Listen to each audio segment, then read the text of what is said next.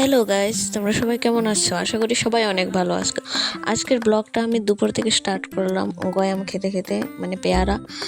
তো পেয়ারা খেতে খেতে ভাবছিলাম যে কি খাওয়া যায় ঝাল, মানে মনের ভিতরে ইচ্ছা করতেছিল যে ঝাল খাইবার লেগা।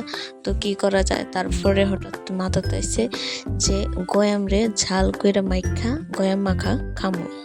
তো চলো গয়াম মাখা দেখামো তোমরা, আমি শেয়ার করুম। প্রথমবার গয়াম মাখা খাইতাছি, কেমন জানি টেস্ট হইব।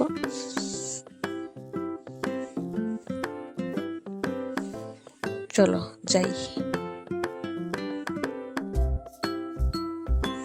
এই দেখো গয়াম ডিরে আমি গুল গুল কইরা কাইটটা লাইছি। তোমরা চাইলে যে কোনো শেপে কাটতারো, আমার বোন নিয়ে সেটা খাওয়া লাগছে। তোমরা চাইলে কুচি কুচি ছোট ছোট যেভাবে। তারপরে একটু নুন, কাঁচামরিচ, তারপরে আমার কাছে মনে হয়েছে ঝাল কম হবে, তাই আমি একটু গুঁড়া মরিচও দিয়ে দিয়েছি।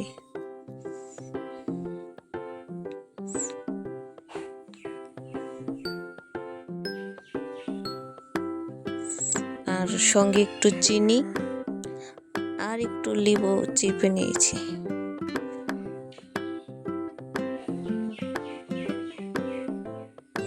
সত্যি বলতে খেতে অনেক দারুণ হয়েছে আমার কাছে।